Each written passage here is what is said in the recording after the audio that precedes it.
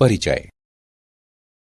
आज राम और विक्की खाने की मेज पर बैठकर रात के खाने का इंतजार कर रहे थे। राम ने विक्की से उसे जूस का बर्तन देने को कहा, लेकिन गलती से विक्की का हाथ कुछ बर्तनों पर लग गया, जिससे वे जमीन पर गिर गए। उनमें से कुछ बर्तन टूट गए और जबकि कुछ पहले की भांति ही रहे। तब विक्की ने राम से पूछा कि कांच के बर्तन क्यों टूट गए, जबकि स्टील के बर्तनों पर कोई प्रभाव नहीं पड़ा? ऐसा क्यों? राम ने उत्तर दिया कि ऐसा ठोसों के गुणों के कारण है। कांच भुरभुरा होता है, जबकि स्टील नहीं। प्रत्येक वस्तु के अपने स्वयं के यांत्रिक गुण होते हैं। छात्रों, तुम निश्चित रूप से इसके बारे में और अधिक जानना चाहोगे, तो आओ ठोसों के यांत्रिक गुणों के विषय में और चर्चा करते हैं। उद्देश्य: इस पाठ के अंत में आप निम्न करने में सक्षम हो जाएंगे। ठोसों की परिभाषा, प्रत्यास्थ पिंड एवं प्लास्टिक पिंड के विषय में जानना, ठोसों के प्रत्यास्थ व्यवहार को समझना, प्रतिबल तथा विकृति को परिभाषित करना, हुक के नियम को परिभाषित करना, प्रतिबल एवं विकृति वक्र का विश्लेषण करना, प्रत्यास्थता गुणांक, उपवासों अनुपात की गणना, द्रव्यों के प्रत्यास्थ व्यवहार के अनुप्रयोग। परिभाषा: ठोस वस्तु की वह स्थिति होती है जिसमें उसके परमाणु या अणु बलपूर्वक आपस में बंधे होते हैं ताकि वे अपना आकार एवं आयतन बनाए रखें। ठोसों को दो भागों में बांटा जा सकता है। क्रिस्टलीय ठोस: ये वो ठोस होते हैं जिनमें अणु या परमाणु नियमित स्वरूप में व्यवस्थित होते हैं। अक्रिस्टलीय ठोस: ये वो ठोस होते हैं जिनमें अणु या परमाणु अनियमित स्वरूप में व्यवस्थित होते हैं। इन ठोसों को ग्लासी ठोस भी कहा जाता है। प्रत्यास्थ पिंड एवं प्लास्टिक पिंड: कोई पिंड जो विरूपक बल को हटाने पर प्रत्यास्थ सीमा के भीतर अपनी प्रारंभिक आकृति एवं आकार को पुनः प्राप्त कर लेता है, प्रत्यास्थ पिंड कहलाता है। प्रत्यास्थता किसी वस्तु का वो गुण होता है जिसके कारण वो विरूपक बल को हटाने के बाद अपनी प्रारंभिक आकृति एवं आकार को पुनः प्राप्त कर लेता है। कोई पिंड जो विरूपक बल के हटाने के बाद अपनी प्रारंभिक आकृति एवं आकार को पुनः प्राप्त नहीं कर पाता, प्लास्टिक पिंड कहलाता है। ठोसों का प्रत्यास्थ व्यवहार: किसी ठोस में प्रत्येक परमाणु या अणु पास वाले परमाणुओं या अणुओं से घिरा होता है। जब किसी ठोस का विरूपण किया जाता है तो अंतर परमाणु दूरी में परिवर्तन के कारण परमाणु अपनी साम्यावस्था से हट जाते हैं।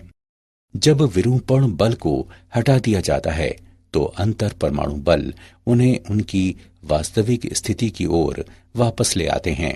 इस प्रकार पिंड अपनी प्रारंभिक आकृति एवं आकार को पुनः प्राप्त कर लेता है। प्रतिबल: जब बाह्य बल द्वारा पिंड का विरूपण किया जाता है तो एकांक क्षेत्रफल पर लगने वाले प्रत्यानयन बल को प्रतिबल कहते हैं। प्रतिबल बराबर प्रत्यानयन बल बटे क्षेत्रफल। प्रतिबल का एसआई मात्रक न्यूटन मीटर होता है। प्रतिबल दो प्रकार के होते हैं, अभिलंब प्रतिबल और तनन प्रतिबल। अभिलंब प्रतिबल: इसका आशय पिंड के पृष्ठ के लंबवत कार्य करने वाले प्रति इकाई क्षेत्रफल विरूपक बल से है। अभिलंब प्रतिबल दो प्रकार के होते हैं। तनन प्रतिबल: जब प्रयुक्त बल की दिशा में पिंड की लंबाई में बढ़ोतरी हो जाती है। संपीडक प्रतिबल: जब प्रयुक्त बल की दिशा में पिंड की लंबाई में कमी हो जाती है। स्पर्श रेखीय प्रतिबल: इसका आशय पिंड के पृष्ठ के स्पर्श रेखीय कार्य करने वाले प्रति इकाई क्षेत्रफल विरूपक बल से है। विकृति: विकृति को पिंड के आयाम में परिवर्तन के पिंड के मूल आयाम से अनुपात के रूप में परिभाषित किया जाता है। इसकी इकाई व विमाएं नहीं होते। ये 3 प्रकार की होती है: अनुदैर्ध्य विकृति, आयतन विकृति तथा अपरूपण विकृति। अनुदैर्ध्य विकृति, इसे किसी विरूपक बल के प्रयुक्त किए जाने पर मूल लंबाई से लंबाई में बढ़ोतरी के अनुपात के रूप में परिभाषित किया जाता है। अनुदैर्ध्य विकृति बराबर डेल्टा एल बटे एल। आयतन विकृति, इसे किसी विरूपक बल के प्रयुक्त किए जाने पर मूल आयतन से आयतन में परिवर्तन के अनुपात के रूप में परिभाषित किया जाता है। आयतन विकृति बराबर माइनस डेल्टा वी बटे वी। अपरूपण विकृति, इसे उस कोण के रूप में परिभाषित किया जाता है एक स्पर्शरेखीय विरूपक बल प्रयुक्त करने पर जिसके माध्यम से आरंभ में नियत फलक के अभिलंबवत रेखा मुड़ती है। हुक का नियम। हुक के नियम के अनुसार प्रत्यास्थता की सीमा में प्रतिबल विकृति के अनुक्रमानुपाती होता है। प्रतिबल बराबर स्थिरांक गुणे विकृति। स्थिरांक बराबर प्रतिबल बटे विकृति, जहां यह स्थिरांक प्रत्यास्थता गुणांक कहलाता है। हुक का नियम एक अनुभविक नियम है जो अधिकांश सामग्रियों के लिए मान्य पाया जाता है। प्रतिबल विकृति वक्र। ऊर्ध्व लटके हुए एक तार पर विचार करें। जब तार को भार युक्त किया जाता है तो एक प्रतिबल विकसित होता है। लोड करने पर तार की लंबाई बढ़ जाती है और इसलिए विकृति उत्पन्न हो जाती है। वक्र से हम नोट करते हैं कि जब विकृति छोटी होती है तो प्रतिबल विकृति के समानुपाती होता है। ये ओपी क्षेत्र में है जहां हुक के नियम का पालन किया जाता है। बिंदु P आनुपातिकता की सीमा कहलाता है। PE क्षेत्र में प्रतिबल विकृति के समानुपाती नहीं होता, बल्कि तार अभी भी अपनी मूल लंबाई प्राप्त कर लेता है जब तार पर से लोड हटा लिया जाता है। अतः बिंदु E प्रत्यास्थता सीमा कहलाता है। O से E तक का क्षेत्र तार की सामग्री के प्रत्यास्थ व्यवहार को प्रदर्शित करता है। क्षेत्र EA में विकृति प्रतिबल की तुलना में काफी अधिक तेजी से बढ़ती है। इस क्षेत्र में तनन बल हटा लिए जाने के बाद भी तार अपनी मूल लंबाई पुनर्प्राप्त नहीं कर पाता। A से आगे प्रतिबल में एक छोटी बढ़ोतरी करने पर भी विकृति में बड़ी मात्रा में बढ़ोतरी होती है। बिंदु B से आगे तनन बल हटा लिए जाने पर भी विकृति बढ़ती रहती है और C पर तार टूट जाता है। E से C तक का क्षेत्र तार की धातु के प्लास्टिक व्यवहार को दर्शाता है। प्रत्यास्थता गुणांक। प्रतिबल तथा विकृति के अनुपात को प्रत्यास्थता गुणांक कहते हैं। प्रत्यास्थता गुणांक 3 प्रकार के होते हैं: यंग गुणांक, अपरूपक गुणांक और आयतन गुणांक। यंग के गुणांक को अभिलंब प्रतिबल के अनुदैर्ध्य विकृति से अनुपात के रूप में परिभाषित किया जाता है। इसे y द्वारा निरूपित किया जाता है। y बराबर अभिलंब प्रतिबल बटे अनुदैर्ध्य विकृति बराबर F गुणे L बटे A गुणे डेल्टा L, जहां F बराबर बाह्य अभिलंब बल, डेल्टा L बराबर लंबाई में परिवर्तन, L बराबर मूल लंबाई। अपरूपण प्रतिबल का संगत अपरूपण विकृति से अनुपात सामग्री का अपरूपण गुणांक कहलाता है और इसे G से निरूपित किया जाता है।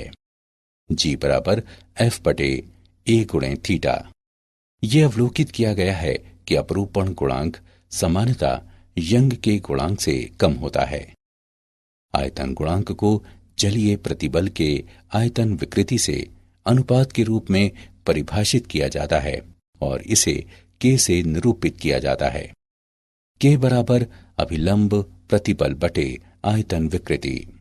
K बराबर F बटे A बटे नेगेटिव डेल्टा V बटे V। आयतन गुणांक के व्युत्क्रम को संपीड्यता कहा जाता है। उदाहरण। चलिए प्रत्यास्थता गुणांक का एक उदाहरण देखते हैं। 7 सेंटीमीटर के एक रबर के घन की एक भुजा को स्थिर किया गया है, जबकि 200 केजी भार के बराबर एक स्पर्शरेखीय बल विपरीत फलक पर लगाया गया है। उत्पन्न अपरूपण विकृति तथा विकृत हुए फलक द्वारा तय की गई दूरी ज्ञात करें। रबर के लिए दिया गया दृढ़ता गुणांक 2 गुणे 10 की घात 7 डाइन प्रति सेंटीमीटर वर्ग है। आइए इसका हल देखें। दिए गए मान हैं L बराबर 7 सेंटीमीटर तथा F बराबर 200 किलोग्राम फोर्स। F के मान डाइन में परिवर्तित करने पर हम पाते हैं कि F बराबर 200 गुणे 1000 गुणे 981 डाइन, ईटा 2 गुणे 10 की घात 7 डाइन प्रति सेंटीमीटर वर्ग के रूप में व्यक्त है। हम जानते हैं कि घन के फलक का क्षेत्रफल A बराबर L वर्ग। L के मान उपरोक्त समीकरण में रखने पर हम पाते हैं कि A बराबर 7 गुणे 7 सेंटीमीटर वर्ग बराबर 49 सेंटीमीटर वर्ग। हम जानते हैं कि ईटा F बटे A थीटा के बराबर है। संगत मानों को रखते हुए हम थीटा के मान की गणना कर सकते हैं, जो बराबर 0.2 रेडियन है। अपरूपण विकृति डेल्टा L बटे L द्वारा व्यक्त है। डेल्टा L बराबर 7 गुणे 0.2 सेंटीमीटर है। गणना करने पर हम पाते हैं कि डेल्टा L का मान बराबर 1.4 सेंटीमीटर है। पॉइजन्स अनुपात। जब हम किसी तार को खींचते हैं तो ये लंबा लेकिन पतला हो जाता है। इसका अर्थ है कि इसकी लंबाई में बढ़ोतरी के साथ इसकी अनुप्रस्थ विमा में अवश्य कमी होती है। किसी दी गई सामग्री के लिए नियतांक पार्श्विक विकृति और अनुदैर्ध्य विकृति को पॉइजन्स अनुपात कहा जाता है। V बराबर एप्सिलॉन डैश बटे एप्सिलॉन। यहाँ V पॉइजन्स अनुपात है। द्रव्यों के प्रत्यास्थ व्यवहार के अनुप्रयोग। कुछ सामग्रियां विरूपक बल हटा लिए जाने के बाद अपना मूल स्वरूप फिर से प्राप्त कर लेती हैं। ये विलंब प्रत्यास्थ पश्च प्रभाव कहलाता है। सामान्यतः निलंबन क्वार्ट्ज के बनाए जाते हैं, जिनका प्रत्यास्थ पश्च प्रभाव अत्यंत कम होता है। मशीनों के धात्विक पुर्जों पर प्रत्यास्थता सीमा से अधिक प्रतिबल नहीं लगना चाहिए, अन्यथा वे विरूपित हो जाएंगे। रेलवे पटरी बीम की अनुप्रस्थ विमा अंग्रेजी के आई वर्ण की आकृति की होती है। इससे हल्केपन का लाभ मिलता है और फ्लैंज लोडिंग के कारण संपीडन और तनन को सहन करने में समर्थ होते हैं। किसी दिए गए भार को उठाने के लिए आवश्यक धात्विक रस्सी की मोटाई रस्सी की सामग्री की प्रत्यास्थता सीमा के ज्ञान तथा सुरक्षा कारक को ध्यान में रखते हुए तय की जाती है। किसी सामग्री का उपयोग करते समय यह सुनिश्चित किया जाता है कि कार्यशील प्रतिबल सदैव इसके ब्रेकिंग प्रतिबल से अधिक हो। सुरक्षा के लिए यह अंतर आवश्यक है। क्या आप जानते हैं, मैक्सवेल आयतन गुणांक को परिभाषित करने वाले पहले व्यक्ति थे। हाल में किए गए अध्ययनों के मुताबिक अर्धक्रिस्टलीय ठोस नामक एक वर्ग भी होता है। इसमें अक्रिस्टलीय और क्रिस्टलीय दोनों अवस्थाएं साथ साथ उपस्थित रहती हैं। कुछ बहुलक इस संवर्ग में आते हैं, उदाहरण के लिए पॉलीएथाइलीन। जब किसी पिंड को गर्म किया जाता है, लेकिन कुछ सीमाएं आरोपित करते हुए इसे फैलने से रोक दिया जाता है, तो आंतरिक बल उत्पन्न हो जाते हैं, जो तापीय प्रतिबल नामक प्रतिबल उत्पन्न करते हैं। सारांश। आइए हमने जो कुछ सीखा है उसे संक्षेप में दोहराएं। ठोस किसी पिंड की वो स्थिति होती है जिसमें उसके परमाणु एवं अणु बलपूर्वक आपस में बंधे होते हैं ताकि वे अपना आकार एवं आयतन बनाए रखें। प्रत्यास्थता किसी पिंड का वो गुण होता है जिसके कारण प्रत्यारोपित बल को हटाने के बाद पिंड अपनी प्रारंभिक आकृति एवं आकार को पुनः प्राप्त कर लेता है। प्रतिबल को पिंड को किसी बाह्य बल द्वारा विरूपित किए जाने पर उसमें उत्पन्न प्रति इकाई क्षेत्रफल प्रत्यानयन बल के रूप में परिभाषित किया जाता है। विकृति को किसी पिंड की मूल विमाओं से पिंड की विमाओं में परिवर्तन के अनुपात के रूप में परिभाषित किया जाता है। हुक के नियम के अनुसार प्रत्यास्थता की सीमा में प्रतिबल विकृति के अनुक्रमानुपाती होता है। यंग का गुणांक अभिलंब प्रतिबल के अनुदैर्ध्य विकृति से अनुपात के रूप में परिभाषित किया जाता है। अपरूपण प्रतिबल का संगत अपरूपण विकृति से अनुपात सामग्री का अपरूपण गुणांक कहलाता है। आयतन गुणांक अभिलंब प्रतिबल के आयतन विकृति से अनुपात के रूप में परिभाषित किया जाता है। किसी दी गई सामग्री के लिए नियतांक पार्श्विक विकृति तथा अनुदैर्ध्य विकृति का अनुपात पॉइंसा अनुपात के रूप में जाना जाता है।